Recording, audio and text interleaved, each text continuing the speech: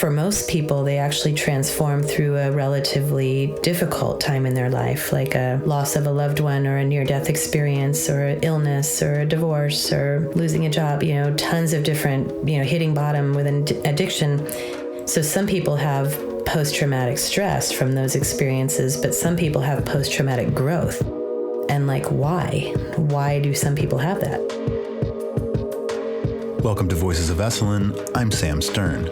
Today, my guest is Cassandra Vieten, Senior Fellow at the Institute of Noetic Sciences and expert on the art and science of transformation.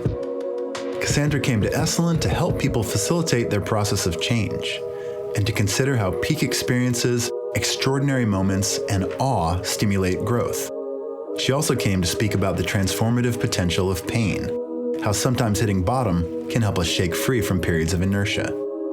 In this wide-ranging discussion, we also touched upon the importance of a holistic approach to psychotherapy, how to engage in productive argumentation, and how to create a realistic, yet aspirational vision for the future.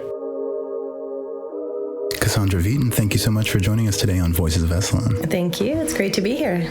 You are a senior fellow at IONS, also known as the Institute of Noetic Sciences, and you worked there for 18 years as a president and CEO. And just to foreground this discussion, I was wondering if you could speak about the meaning of the word noetic and the mission of IONS. Sure. Well, the Institute of Noetic Sciences was founded in 1973 by the Apollo 14 astronaut Edgar Mitchell, who was the sixth person to walk on the moon. And on his way back to the Earth from space, he had the window seat in the space capsule, and he was rotating, looking at the moon and the sun and the stars and the Earth. And he had what he called an epiphany, where he felt a sense of oneness with everything he saw and felt like there was an intelligence or divinity shining through everything, that there was a sort of cosmic order, a sense of bliss and peace and belonging that he had never experienced before. And also looking at the Earth from space had a really deep internal sense of despair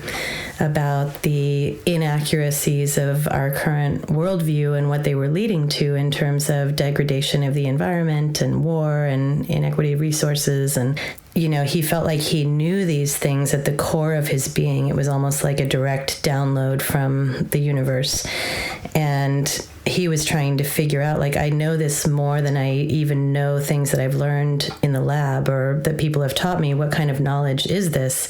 And he found the Greek word noetic to describe an inner form of knowing, a very authoritative, subjective, but very unshakable knowing that happens inside. But what about the mission of IONS? What is the stated goals of the organization? Well, IONS is really trying to bring together scientific exploration and personal discovery in terms of consciousness, and trying to find out at the nexus of the sort of external way of knowing, the typical way of knowing, and then that internal way of knowing, which sometimes is religious and spiritual, and sometimes it's just subjective. When you bring together those ways of knowing, can you find solutions for humanity and the planet that would have eluded you just using the external form or just using the internal form? So it's bringing together science and spirituality to try to enhance thriving for people and the planet. So I'm curious a little bit about how you came to go on this path. I know that you completed your research training in behavioral genetics. So how does this fit into the complex interplay of subjects to which you've dedicated your career? My dad was a biochemist, a scientist, and an atheist, at least agnostic maybe.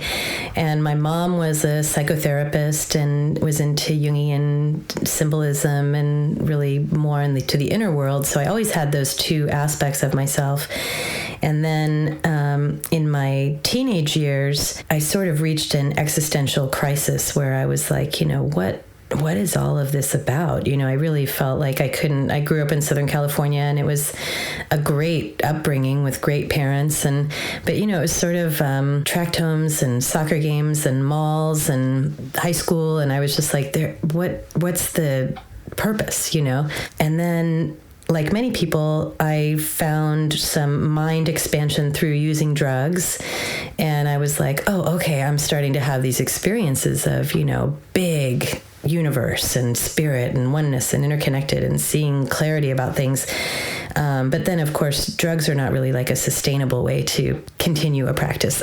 So then I took a class in Buddhism when I went to undergraduate school, and I still remember literally like the size of the classroom and the desks, and just looking at the teacher and the chalkboard and just being like, okay, that makes sense. Like, that's the first thing I've heard that makes sense.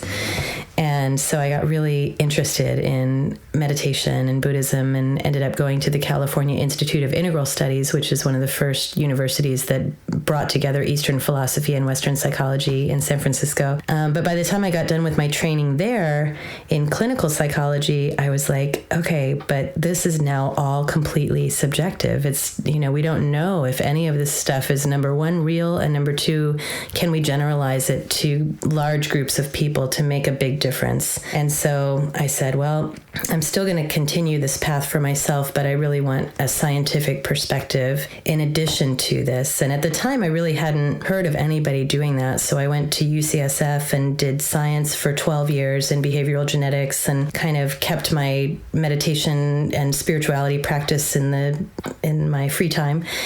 And by the time I finished that 12 years, I was like, okay, this is all too objective. It was like Goldilocks. Like, I was like, nobody here cares at all about the soul or the spirit or even the personal experience of anyone. They just care about the brain and the cells. So I went and looked up science and spirituality in my internet browser and found the Institute of Noetic Sciences, which was like 10 minutes from my house.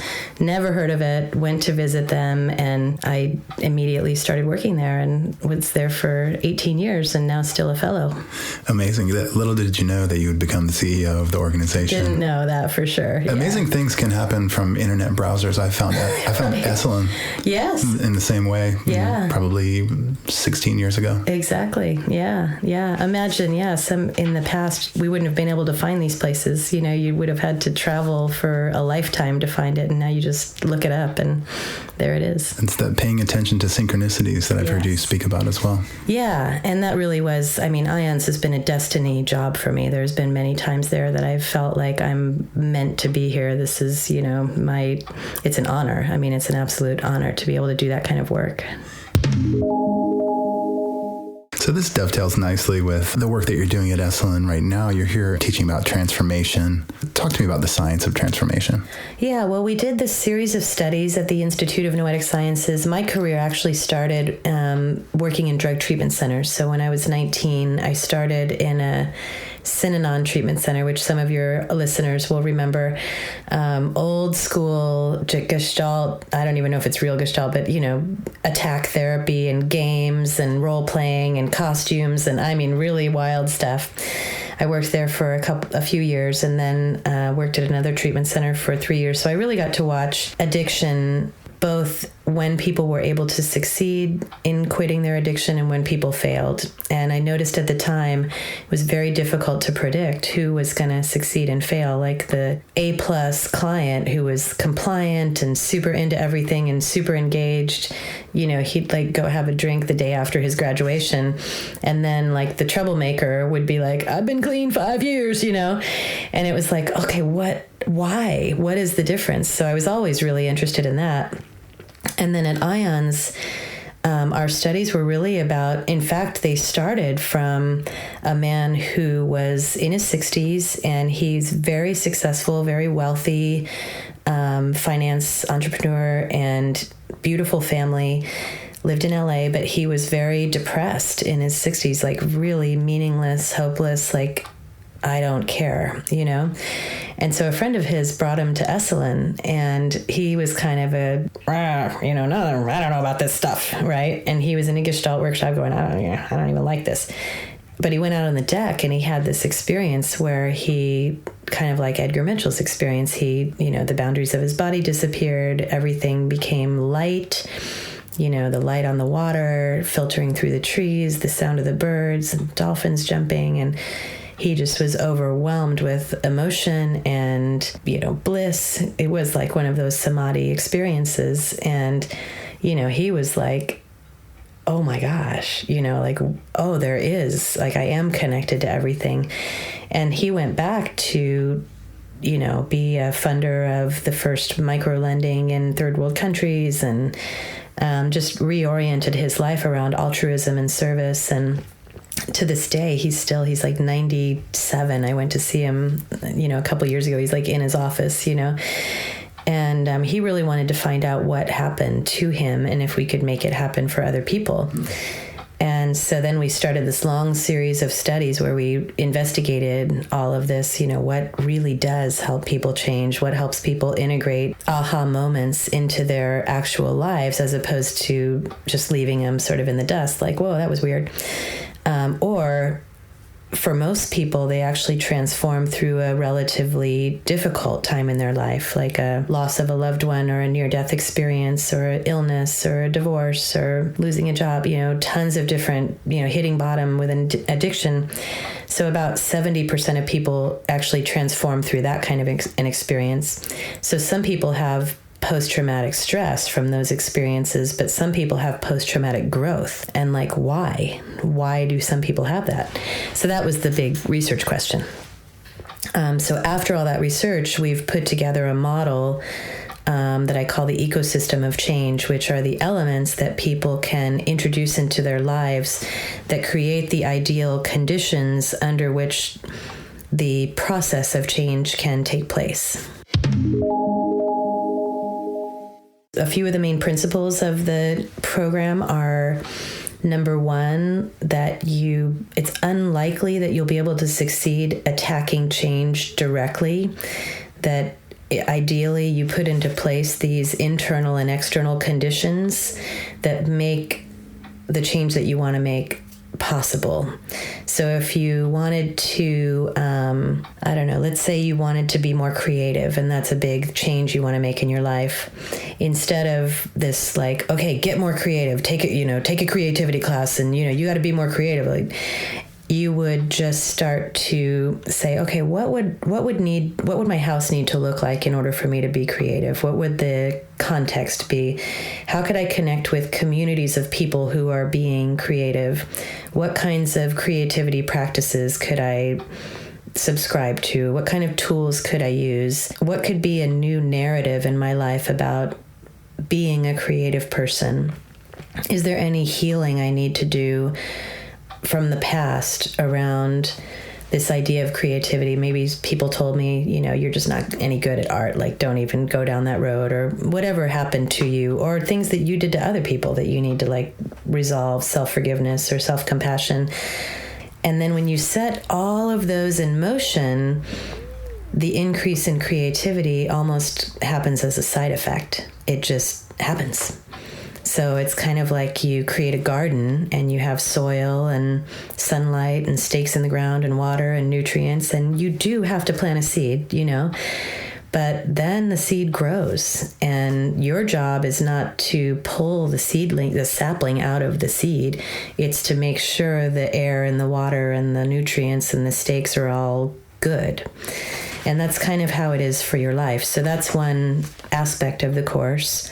The other principle, one of them, is what we call radical inclusion, which is when we are trying to make a change either in ourselves or even out in the world, it's not likely that you will be able to eliminate some part of yourself, you're just going to be able to get rid of it.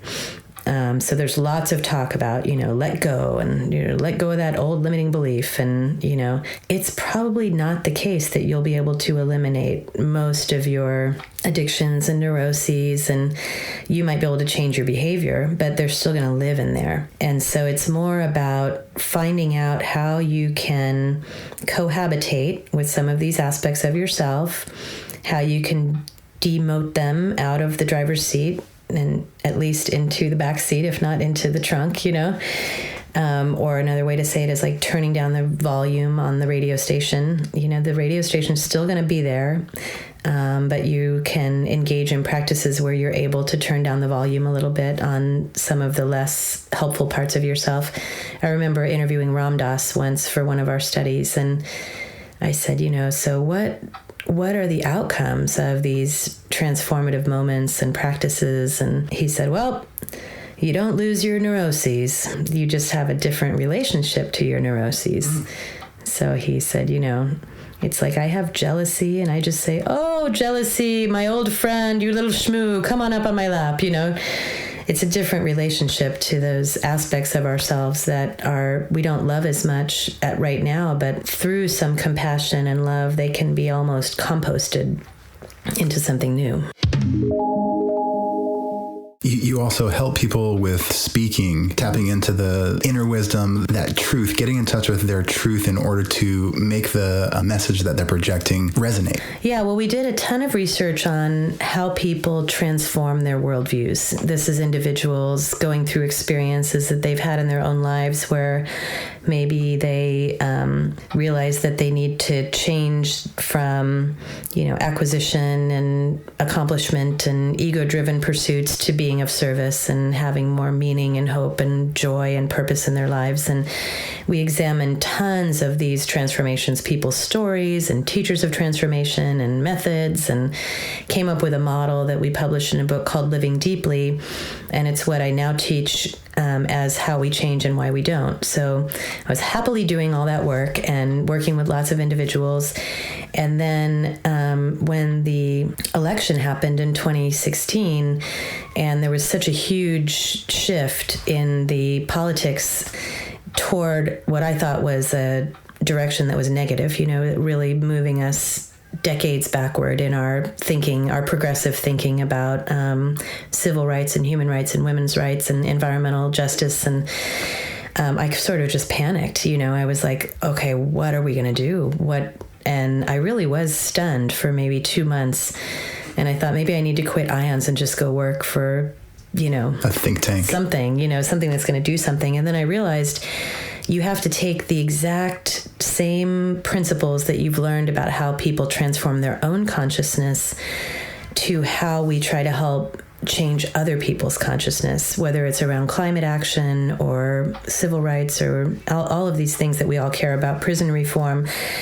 The big problem is that most people who are working for good things in the world have a very unskilled way of doing so.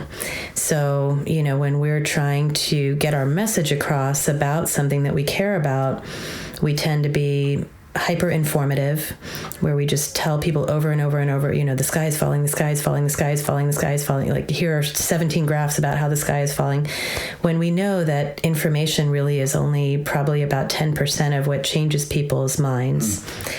And then we try to motivate them through making them feel bad or guilty or scared or threatened or, we're all gonna die. Polar ice caps. Right, and what happens when people get into threat is that they naturally revert to their most comfortable spot.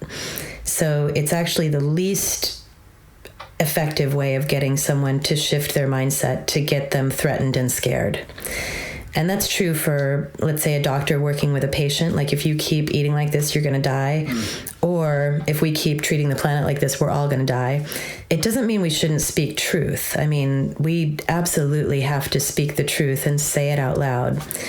But thinking that continuing to speak the truth over and over and over and over again in 50 different ways, or raising our voices about it or making it more threatening, is going to change people's behavior is not true. So there is a whole other set of conditions that you can create in your speaking, in your campaigns, in your every email you send out, every talk you give, every meeting you have, that is almost opposite to what we think will be the way that you should try to change someone's mind. And a large part of this is creating a vision of the piece that is to be changed. Yeah. It's really about so much of our way of trying to make change for ourselves and for other people is about what's wrong, what we don't like, what the problem is, and really just machinating about the problem over and over and over again. And there is some motivational fuel that can come out of wanting to get away from something, for sure. And there's truth in that old phrase, like, people don't change until the pain of remaining the same is greater than the pain of changing. That's all true. But even more so, if you want to have long-lasting and profound change, it's got to have a better future. It has to have a vision. There has to be a believable, realistic, and aspirational vision for the future. And so if you look at like Martin Luther King or, people like that, they said the problem, but they said it in like one sentence, and then they went on to solutions and vision. And that's what really got people to change. So what would it look like in case, I keep thinking about climate activism.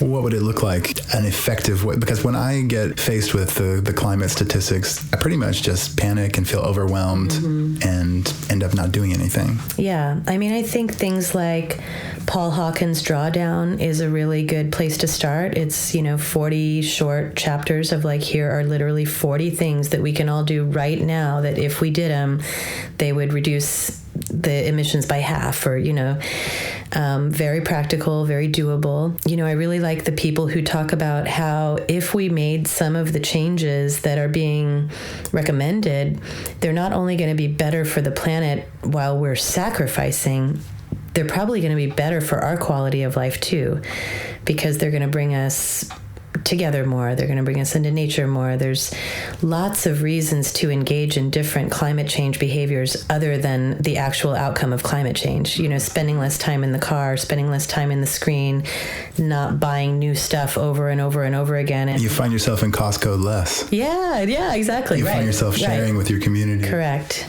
Yeah, growing food, all these things that people think, oh my God, that's going to be terrible. It's like, actually, it's going to be so great. Like, you don't even know how great it's going to be. To sort of the silver lining of the kinds of adaptations that we're going to need to make is going to be that we're more in community, that, love and service becomes central. I think that's really possible.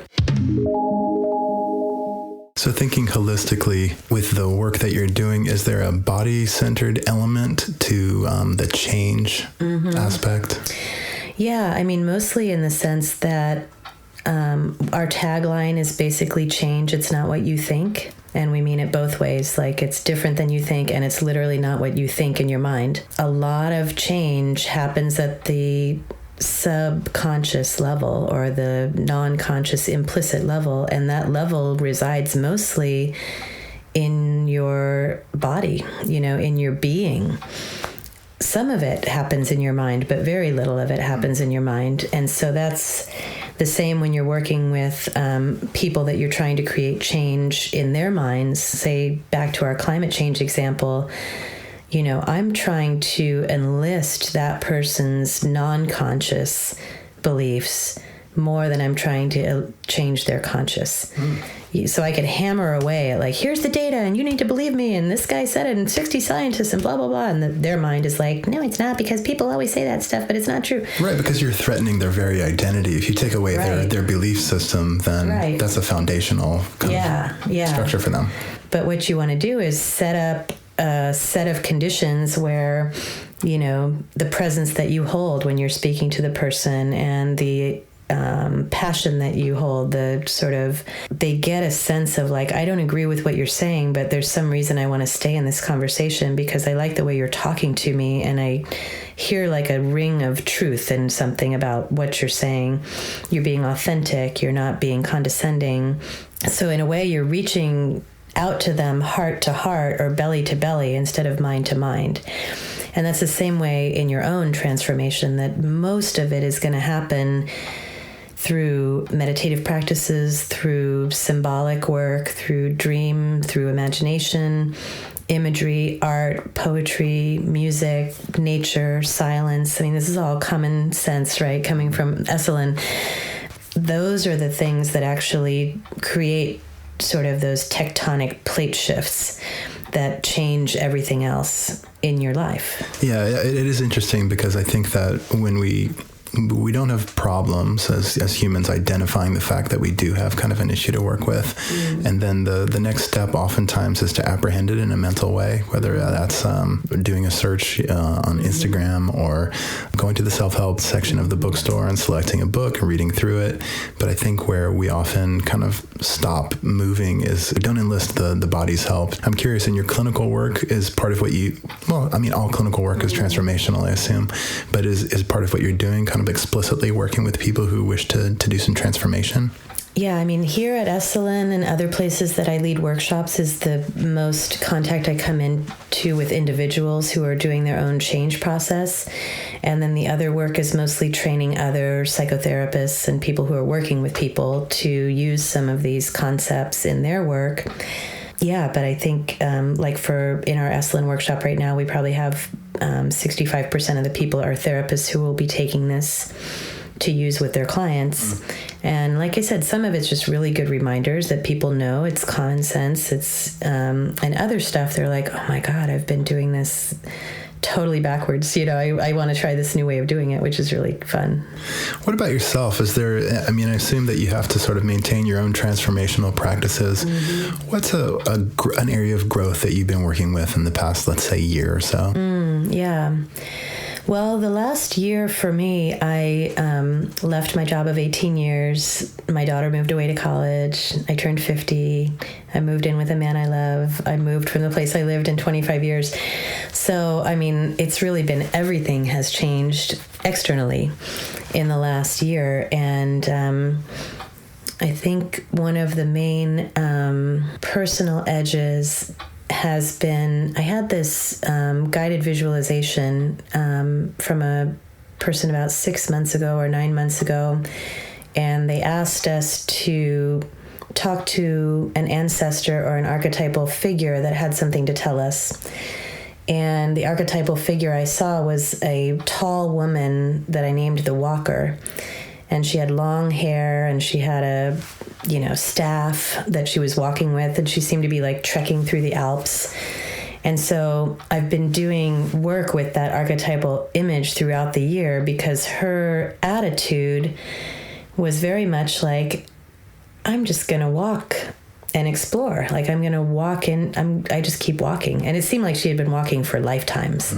Like I've walked through winters, I've walked through death, I've walked through everywhere. So very wise and experienced. And so I think when I was moving into that change, I was like, okay, but what if this and what if that and what if this and what if that?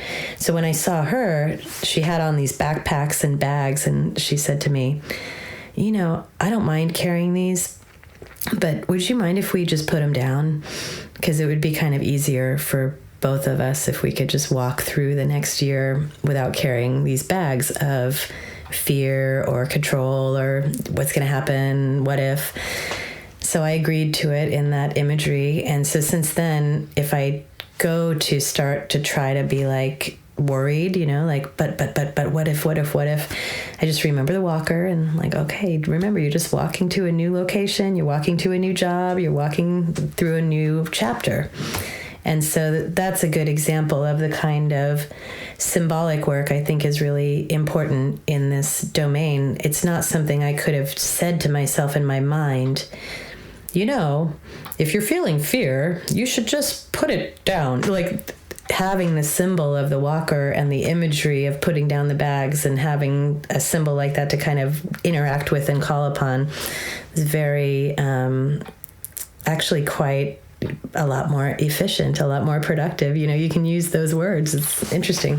It is. It's so interesting the way that you're able to kind of ride the line between being such an able, competent, articulate scientist and more, but to bring in the areas that are more nebulous, more people might, just bringing in a psychic vision, the woo-woo that I think people are afraid to consider and afraid to consider the intuition per se. It's really time for us to normalize these kinds of conversations in the mainstream world. And, most people, even when I talk about things that are pretty far out at a conservative conference, even if I get sort of flack, they'll come up to me at dinner afterwards and be like, okay, I had this one experience. Like, can I just talk to you about this real quick? So people are still in the closet about some of their deepest feelings and experiences. And I think there's also a lot of fear that somehow civilization or the Enlightenment or rationalism is going to be contaminated somehow by metaphysics or superstition. And there's a good reason not to do that. That's why I've always loved science, because when we did that, it did take us to a very dark place. just like over-reliance on science and technology has taken us to a dark place. So you really have to have both, I think.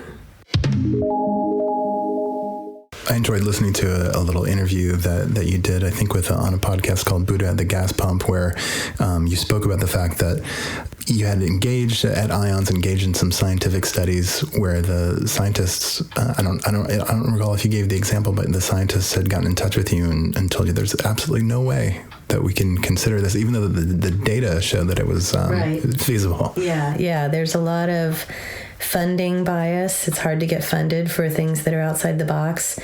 And there is a lot of publication bias, so getting your results published is very difficult too. And, I do think I don't really complain about it and say it's so unfair, because the burden is on those of us who are pushing the envelope to, in a way, to prove it. It is up to us to stay strong and stay brave, stay centered. And now what I do, I used to get kind of more offended when somebody was threatening, because I felt threatened. I was like, I'm going to be ridiculed or humiliated or ostracized but now I'm more like, that's interesting that you don't think this is interesting, because I think it's one of the most fascinating things I've ever considered. Like, I just think it's one of the most incredible possibilities. And the idea that there's data to back it up, how amazing. Could you give me an example of a type of study that kind of threatened the over-rational mind? I think the one that I was referring to in the podcast was either one where we were having people who looked at photographs, and there were two photographs side by side that had been matched on several different variables to make sure that it was not easy to figure out whether the person was alive or dead. But one was alive and one was dead. And we would have people go and just guess or try to intuit which one is still alive and which one is dead. And we had a positive result showing that people could, more than chance, identify when someone was living or dead. Now, there are some other ways that you could argue that people might be able to do that. Like smokers, for example, have a certain look in their face that you can tell. So maybe people saw that, but we really did a very good job at trying to make sure that it wasn't visible. And so when we went to publish the paper, the journal actually published it. And they said, they highlighted it on their social media as the featured article. It had like thousands of downloads, one of the most popular articles. And then they retracted it. And we basically got a letter saying, we've decided that the content of the article, that the article doesn't match our publication standards. And we were like, well, what's the complaint? Is which part of the data analysis was wrong, and what's the critique? And they were like, we don't have to tell you what the critique was. We just are taking it down. And so we appealed and did all this stuff. And in the end, it was just like, we just don't like it. We don't, and probably they just got flack from someone saying, look, if you're going to publish this crap, then, you don't get my dollars, or something happened. Yeah. But there's been other situations where people really have stood up for it and said, you can't move the goalposts. If they use the scientific method to prove something that we think is impossible, we have to publish it. And so that's few and far between, but that's kind of cool when that happens. So what do you think it is about you that makes you able to be one of the people who kind of pushes the envelope or rides the edge? What is it that's foundational about you that kind of creates an unshakable self-talk or self-thought? Well, for one thing, I'm just obsessed with it. I just don't have a choice. Like, I feel like it's kind of like when you talk to writers and they're like, how do you become such a good writer? They're like, I can't help it. I just keep writing all the time. So one is a kind of endless fascination. So I do encourage people when you're moving into a career path to try to make sure that you choose something that you're like almost endlessly fascinated by, because that really will help you withstand lots of obstacles in your career. It's just like, well, I can't help it. I just want to find out more about that. I can't stop talking about it. I don't want to stop thinking about it. If I didn't get paid, this is what I would do kind of feeling. Yeah. And the other is just to, it's good to become aware of the places where you get triggered. And so if you do get sort of knocked over by something that somebody says, or, you really have to interrogate inside yourself what's happening to me. It's not just that I am nobly fighting the cause. It's also that I'm scared of getting ridiculed or humiliated. So how can I deal with that? And I found, as I said, the best way to deal with it is to it's back to what we were talking about before, stay with the vision. It's almost impossible that we know everything there is to know right now about human potential and the nature of reality. There's no way, right? And so that's one good response I have, and I stay with that myself, is just people are like, that's not, that's impossible. That's not even a good area of study. It's like, we don't even know. We probably haven't scratched the surface yet of what we know about how things work and who we are and what we're capable of. So let's find out more. What do you think is the farthest out thing that you'd like to explore that you haven't been able to? Just top of your head. Oh, gosh, that's a good question. One of my fascinations has been, if you expose people to environments because of epigenetics, and most of our genes are expressed in an environment-dependent fashion.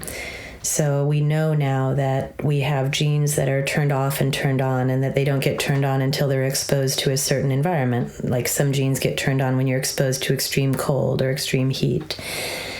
I'm curious if we put people into situations, either through virtual reality or through very intense imagery, psychedelics, things like that, is it possible that we do have capacities that we're totally unaware of now because we have never been exposed to the environment? So that's one thing that I'm interested in, is, are there, let's say that energy healers say that they can heal bone structure. A few people maybe can do it, and everybody else says that's insane. There's no way that could possibly happen.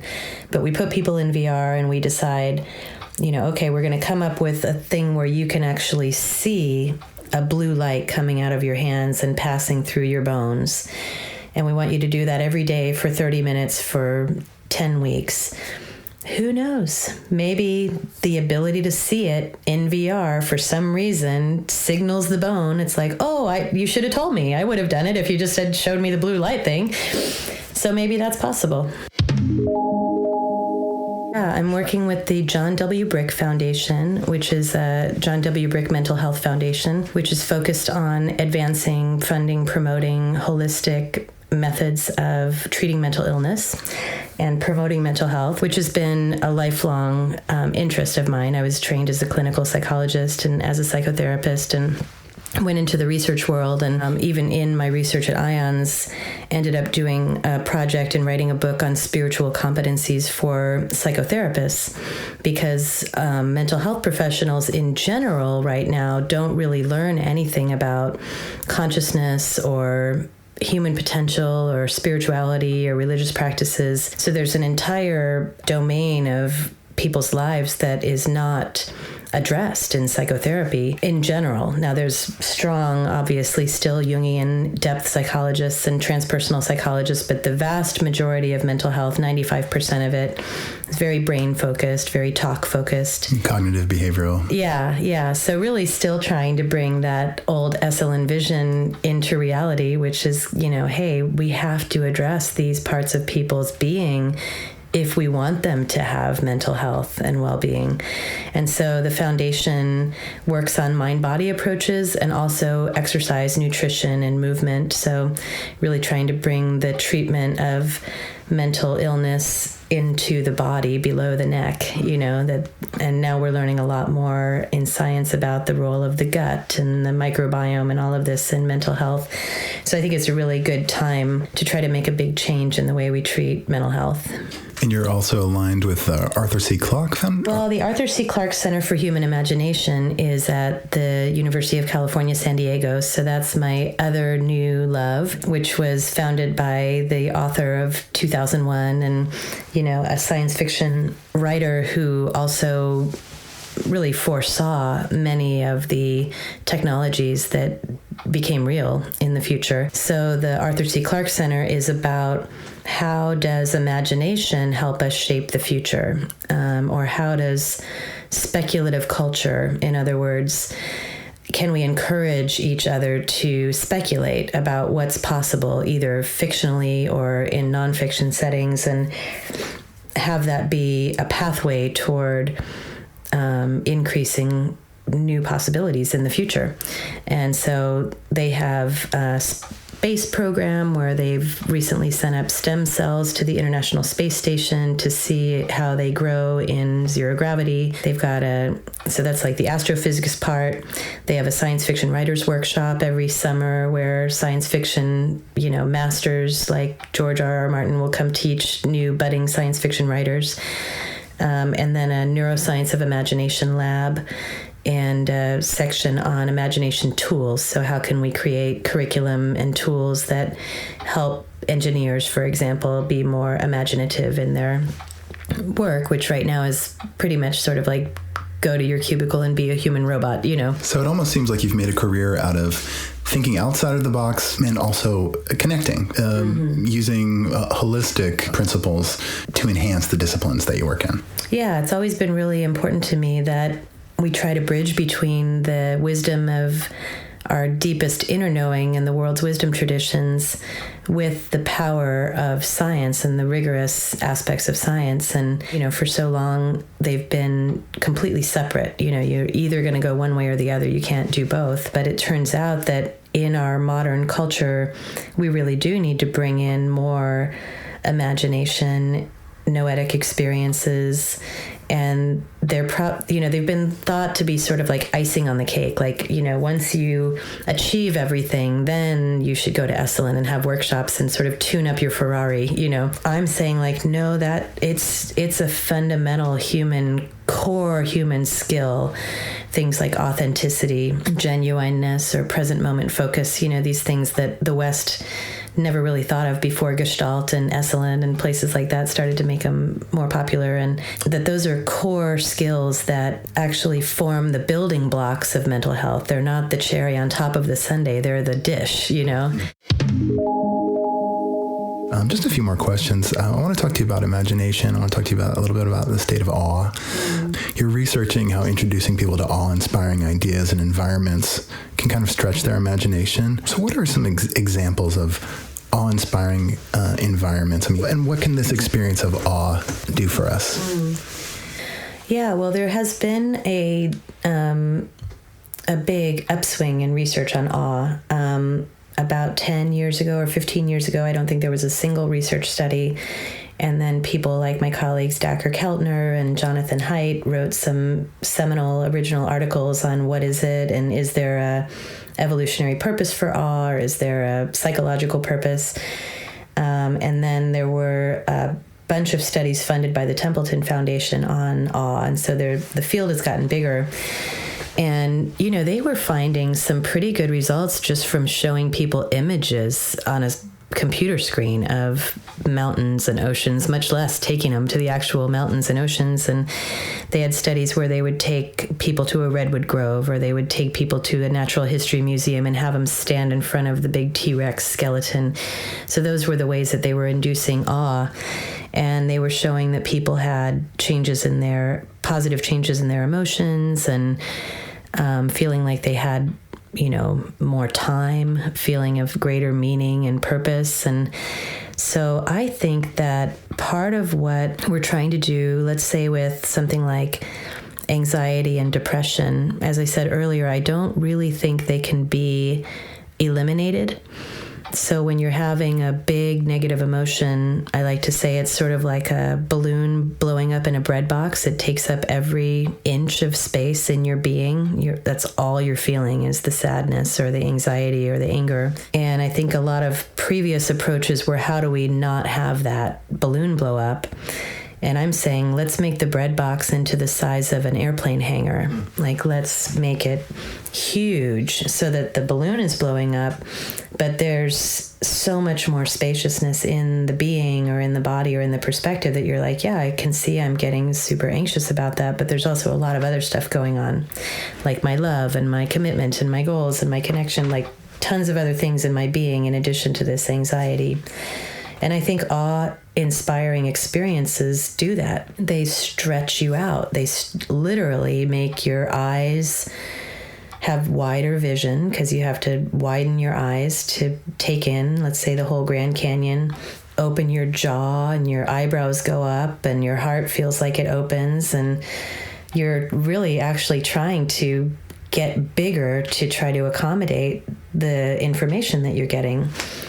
I think when people do that, they also, not only do they put things in perspective, but they start to come from a different place, a bigger perspective, bigger space. So one of the projects we're working on right now is the Edgar Mitchell Awe Induction Overview Effect VR experience, where we'll put people into Edgar's shoes on the moon and then in the space capsule, and we have his voice narrating, and the people who are programming it are the people who programmed Apollo 11, which was an award-winning VR experience, very popular one.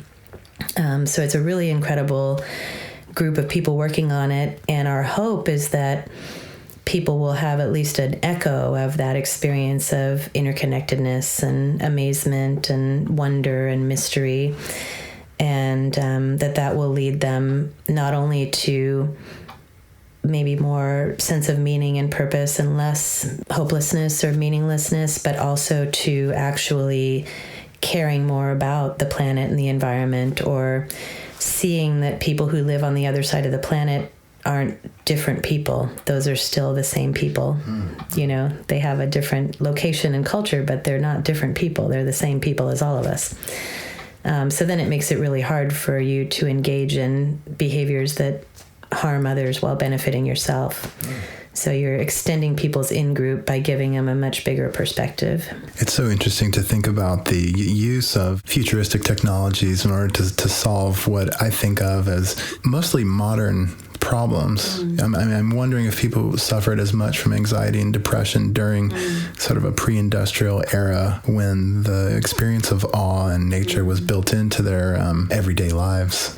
It's hard to say, it's really hard to say. I think we have to remember that even though we have a lot of modern problems, quality of life on almost every indicator is better than it ever has been around the entire planet on average. Lifespan is longer, mortality is better, illness is better, germs have been, diseases like much less like blatant violence and, torture and execution, all of that stuff is better. So, there are a lot of people who are sort of like, we're just in the worst place the world has ever been. And it's like, no, that's not actually true. But we are in a very dangerous place. I don't think back in the Dark Ages, they didn't have a method for destroying the entire planet, which we do have now several. So that's more dangerous. But in general, it's not worse. We're getting better. Yeah, so just kind of in an attempt to bring this discussion full circle, you spoke about, in order to really affect transformation, one has to not only identify the problems that we're working with, but sort of present a vision of a world that's bettered. What would you say is your kind of vision of a world, and how do people think in it, and how do they sort of interact in it? I think my interest in science and inner wisdom will probably be revealed in my future vision, which is I really do believe in the incredible potential for technology to help us be more human. And to the extent that it detracts from being safer for humans and animals and the planet, I think we should reduce it. But to the extent that it supports us being more connected and more human, better to animals and the planet, we should use it. We should use it more than we're using it now to do that. So I just envision a world where there's sort of a equal value placed on the inner world and the outer world. There's, I can see health and healing environments that routinely prescribe mind-body healing methods. It's insane that they don't already, because the data are there. and educational settings where we don't just teach kids reading, writing, and arithmetic and, STEAM, even art and all that is good, but teach them how to make decisions and use their intuition and navigate internal challenges and, become aligned with the deepest source of their inspiration and find ways to be in flow states that make them more happier and more productive and efficient. And same in business, same in all of society's major institutions. And I guess I would call it re-enchanting the world. I want there to be that kind of magic and mystery and wonder and awe and excitement, adventure, exploration suffused through everything. And then still really paying attention to tradition and, like science as an institution has its place, just like other institutions have their place. And so, yeah, I think that's how I want to live my life, is to have the external approach be in alignment with the internal approach, but have everything have a little touch of uncertainty and whimsy in it. You have such a sense of equanimity and sort of patience when you're speaking, and yet you've been able to do so much by age 50. I was wondering if you'd be willing to share sort of like a self-care ritual or sort of a guiding principle that you have that sort of, I don't know, enables you to be your best and most whole self. Yeah, I mean, first of all, I've definitely gotten lost along the way and had times in my life that were completely out of balance and very difficult. And, so I think it's really important that we all talk about that, because otherwise people are like, I'm the only one. It's like, no, pretty much everybody gets lost at certain times in their life, and sometimes very lost and out of balance. But the times that I've been able to get back into a really good balance really are the ecosystem of change. It's having a story, looking at my story and seeing if it's actually working, and do I need to author a new story for what I am and how I am and what I want life to be like. Like, I remember one of those out of balance times was being CEO and president of IONS, which was such an amazing thing. But after a few years, people would like crack open my door and be like, I just want to introduce you to Cassie. She's really busy. And then they'd close the door, and I'd be like, wow, is that who I want to be? Is like, she's busy. That's the description, And so I think we want to say, is that what I want to be my story? No, it's not really what do I want to be my story, and how do I create the conditions for that to be different?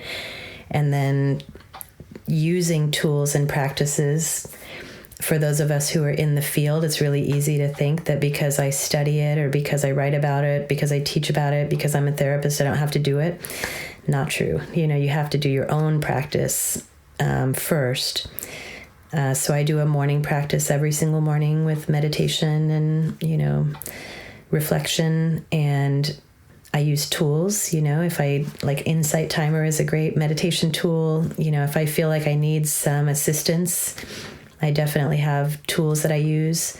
Communities. I have a women's group that's been meeting for, 15 years and every month, and other communities that are very, very supportive, that if I start to feel off, I can relatively quickly get back on track by meeting with some of my community members.